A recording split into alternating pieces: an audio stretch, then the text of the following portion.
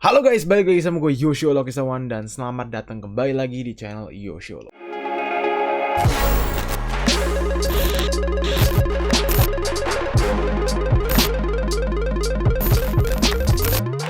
Oke guys, welcome back to my channel dan untuk hari ini gue lagi mau nge-react ke satu account yang baru aja dikasih tahu dari salah satu dari kalian sebenarnya sih, dari follower gue dan bilang bang coba deh react ke satu Instagram ini. Dan kebetulan di Instagram ini itu tuh banyak banget hal-hal yang menurut dia itu relate ke gue sebagai YouTuber, content creator, sneaker enthusiast dan juga reseller. Aduh ini oke, Gojek gue kayak udah mau datang nih. Ya, anyway, sebenarnya kalau misalkan kita ngomongin tentang reseller in general itu sebenarnya gue memang pernah menjadi reseller dan sampai sekarang pun sebenarnya masih menjadi reseller, cuma memang nggak sejaya dulu lah gitu anggapannya ya. Jadi langsung aja kita coba cek Instagramnya. Here we go. Ya, ini dia. Nah, jadi ini adalah Resell Memes. Nah, jadi Resell Memes ini mereka itu nge-upload daily content mengenai sneaker reselling dan juga in general buy sell trade sneaker culture-nya sih. Jadi kayak dari segi misalkan kayak ada orang yang memakai bot untuk mendapatkan sneaker, dari orang yang beli banyak banget sampai mereka cuan sampai miliaran rupiah, ada juga yang beli banyak tapi ujung-ujungnya mereka malah ngebreak dalam artian tuh mereka malah sebenarnya tidak bisa menjual di harga yang lebih tinggi dari harga di saat mereka membeli gitu ya. Oke, jadi let's get on with the first one. Gue udah pengen lihat semuanya dan kebetulan ini semua ini dibalut atau dikompil sama teman gue biar gue nggak yang nyari gitu. Jadi kalau misalkan gue nge-react tuh ini first reaction gue gitu anggapannya. Jadi makanya gue nggak nge-follow ini akun karena gue takutnya nanti malah di saat nanti gue mau bikin video tentang Resell Memes lagi, gue malah udah tahu kontennya gitu ya kan. Oke, jadi let's get on with the first one. Anjing ini parah banget cuy, sumpah. Dan dia minta 700. Dia minta $700 untuk sebuah Jordan 4 Off-White yang kondisinya seperti ini, use dan sudah nggak ada box. 10,5 ya, size 10,5 berarti 4,5. Dan ini kondisi udah parah banget coy. $700, lo bayangin $700, sekitar 10 juta lebih untuk sepatu yang sudah parah banget. Salahuddin, most beat pair of OE4s I've ever seen. Bener sih ini, gue nggak bohong. How much for the story behind them? Cause I gotta know what happened to them. Jadi ya basically kalau misalnya kalian masih belum terlalu bagus Inggrisnya, dia nanyain kenapa kok bisa seperti ini sepatunya. Si Greg Summerhays bilang, I think he bought them for a resale price, couldn't afford rent, made homeless and living on the street since they came out. Jadi dia itu dia berasumsi bahwa penjualnya ya yang jual sepatu ini itu beli dengan harga resale ya, in which pasti jauh lebih mahal dengan harga retail. Mungkin bisa $1,000 lebih di atas, berarti dia bayarnya tuh mungkin 13-15 juta lebih mahal dibandingkan harga toko. Dan dia nggak bisa bayar sewa ya, rent. Dan akhirnya dia jadi pemulung, made homeless, atau jadi yang jadi udah nggak punya rumah gitu, jadi miskin gitu, dan living on the street dalam artian dia tinggal di jalanan. Greg Summerhays 700 the Floridian Sunrise. Ya tapi menurut gue ya, jujur aja ya, aduh sumpah itu parah banget sih. $15, those are beyond beat my boy. Well, the white is definitely off there ya. Maksudnya kayak karena memang Asia putih, tapi karena namanya off-white dan memang sudah di-beat banget, makanya jadi off-white banget nih warnanya gitu. Anjir, tapi ini parah banget loh, lu lihat deh. Ini jadi nih gue pernah punya sepatu warna putih.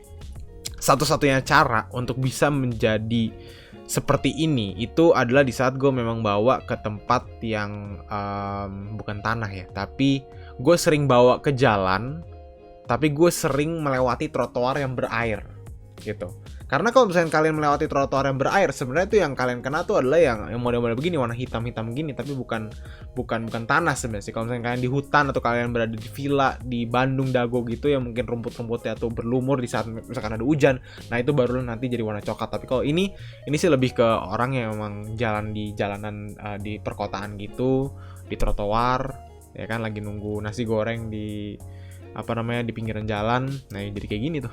Tapi ini gila banget sih anjir, aduh gila, jijik banget ya. Kayak kenapa sih? Gini ya guys ya, kalau misalnya kalian pengen jual sepatu, lebih baik kalian kalian sedikit cleaning aja, tinggal dicuci di Sneakers and Care Dr. Tirta kek, di mana kek gitu. Cuci aja, cuma 50.000 sampai 100.000. Atau kalau misalnya kalian mau deep cleaning sekalian, in detailing dan lain-lain, mungkin 100.000, 200.000 bisa jadi bagus lagi dan kalian bisa dapetin harga yang lebih tinggi gitu loh. Ya kan? Lanjut lagi yang berikutnya. Life, a regular job, reselling, ya. Jadi lo mau pilih mana? Lo mau pilih ke pekerjaan yang 9 to 5 atau kayak mau hidup secara bebas di reselling gitu, ya kan? Gue punya teman yang kebetulan dia tuh tadinya tuh ada pekerja kantoran dan kebetulan kok kayak nggak tahu Can Supply. Ini gue nggak promosi ya, tapi ya kalau misalnya kalian beli sepatu dari Can Supply bisa cek aja di cansupply.id ya. Nah, gue punya teman namanya Kevin. Kevin itu sebenarnya tuh nama ya dari Kean. Kean itu adalah Kevin Antonio, makanya namanya Kean. Kevin Antonio. Kevin itu dulu tuh kerja kantoran. Dari jam 9 pagi sampai jam 5 malam gitu-gitu. Gajinya pun menurut dia nggak sepadan dengan apa yang dia kerjakan. Dan akhirnya dia pindah. Dia resign dan dia full develop Can Supply. Dan gajinya mau tau nggak kalian? Kali berapa? Gajinya dia itu jauh, hampir bisa dibilang kali 4, kali 5 lah. Gue nggak mau bilang exactnya berapa, tapi yang jelas dia mengalami kenaikan banget karena memang ya mungkin karena memang pertama dia tuh memang menguasai market ya menurut gue untuk saat ini untuk pre-order gitu. Dan itulah mengapa menurut gue sih memang kalau di pemilihan pekerjaan tuh udah nggak lagi yang pekerja kantoran lagi, tapi menurut gue tuh justru yang menurut gue ya sekarang yang pekerjaan yang secara WFH gitu atau freelance gitu atau menggunakan digital secara to the fullest gitu, itu justru bisa saja menghasilkan lebih banyak dibandingkan pekerjaan-pekerjaan tradisional atau yang konservatif gitu. Ya itu sangat-sangat amat menarik lah anggapannya. Aduh ini apa coba sendal ikan ini, gue tahu sendal ikan ini tapi maksudnya apa, gue belum pernah punya size yang punya gue loh, jadi gue nggak bisa beli. Every resell right now, yes benar sekali di era COVID mungkin ya, era COVID sekarang ini. Semuanya on the laptop semuanya, ya kan?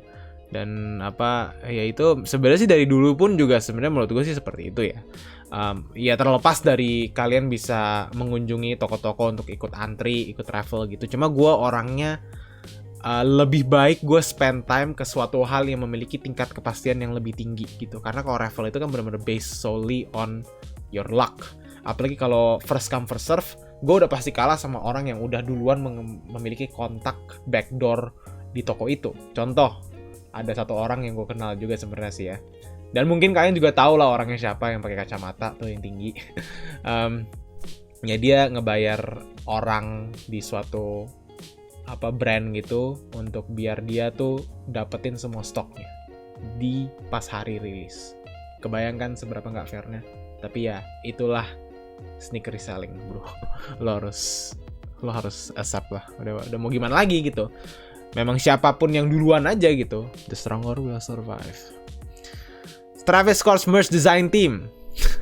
Anak kecil semua. Karena memang menurut gue, memang ya lihat aja nih kayak gini nih. Tuh. Ini maksudnya kayak menurut gue sih adalah coretan-coretan anak kecil, tapi menurut gue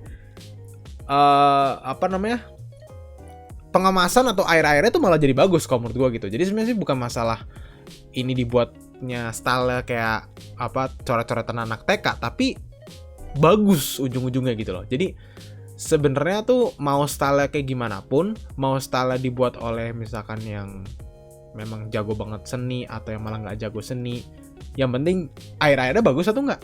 Kalau bagus ya udah nggak usah komplain gitu, ngerti nggak sih? Sesimpel itu aja. Oke lanjut lagi.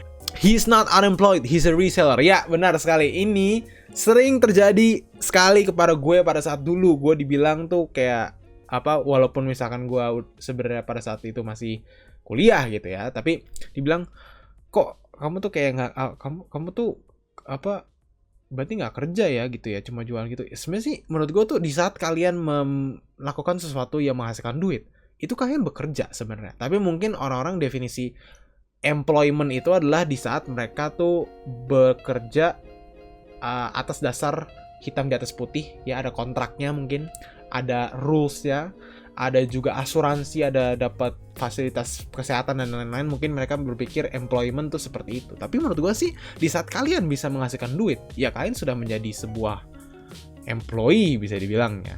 Mungkin kalian sendiri di-employ oleh diri kalian sendiri gitu. Kurang lebih seperti itu. Yeezy Durability Test. Ini bener-bener gak guna sama sekali sih. Apa gunanya? Jujur itu apa gunanya cuy? Gue lupa ini si Easy yang mana ya. Jujur gue gak tahu. Gue udah gak ngikutin Easy lagi. Tapi apa gunanya? Cuman kayak ngebalik-balikin doang. Menurut gue durability yang sebenarnya adalah kalian tuh harus bener-bener nge-crease sampai total.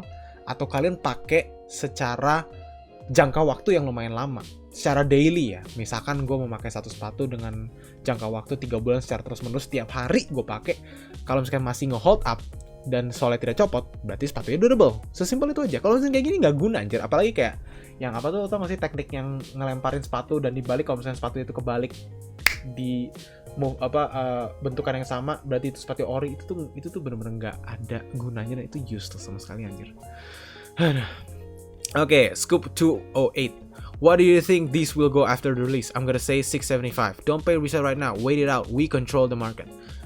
Aduh, sayang sekali Bapak Scoop, Anda salah besar. Ya, jadi ini basically kalau misalnya kalian gak ngerti konteksnya seperti apa. Jadi kalian bisa tahu kalau dulu itu Jordan 1 Travis Scott itu harga resale-nya pas pertama kali rilis itu harganya sekitar $800 sampai $900. In which itu sekitar 1000 sampai sekitar 10 juta sampai 13 juta.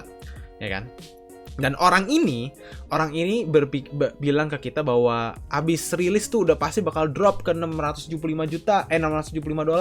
Jadi bakal drop harganya ke 9 juta atau 8 juta gitu.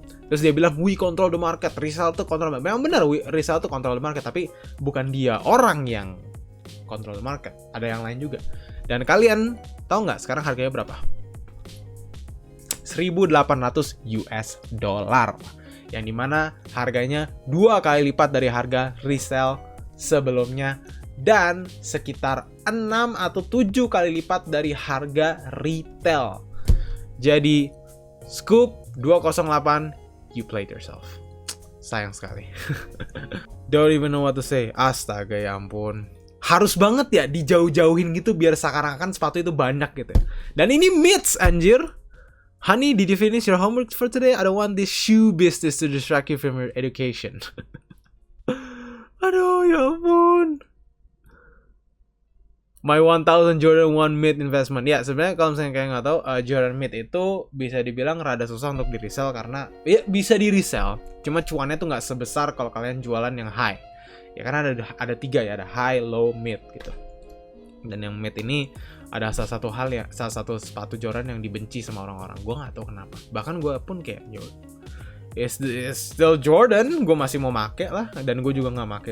Gue juga nggak berniat untuk jual. Kalau misalnya gue dikasih satu, ya gue nggak bakal, ya gue pakai gitu, ngerti gak sih? Gitu. Oke. Moderna, Pfizer, Johnson & Johnson tuh kan, Jordan 1 Mid lagi tuh selalu dianggap ampas anjir. Aduh, gue kasihan banget sih sumpah sih, tapi ya, it's the way it is, bro. Nobody. People that try to buy Jeff Staple NYC Pigeon. Ya, bener. Kalau saya nggak tahu Staple NYC Pigeon SB atau SB Dunk, bisa kalian coba cek aja dulu. Memang katanya itu sebuah riot lah, benar-benar kayak ricuh banget lah pada saat dulu. Kalian boleh cek sendiri di YouTube, kayaknya ada videonya nih. Got the Jordan 1 Dior. Astaga. Pertama, ini nggak pernah dirilis. Ini adalah Chunky Dunky yang hanya dirilis di Nike Dunk. Tapi ini ada bentuk Jordannya anjing. Dan dia bilang ini Dior. Dan ini dibilang tukeran sama Toyota Camry dia. Ini tolol anjing. Aduh. Nobody. Results. 9-10 conditions. Slightly used indoors for Thanksgiving. Getting lots of $5,000. Untuk sepatu udah rusak anjing. Aduh, sumpah goblok banget anjing. Aduh ya. Yeah. Anyway guys, that's it I guess for today. Thank you guys for watching. Jangan lupa untuk like, comment, dan subscribe channel Yoshio. And I'll see you guys in the next one. Goodbye.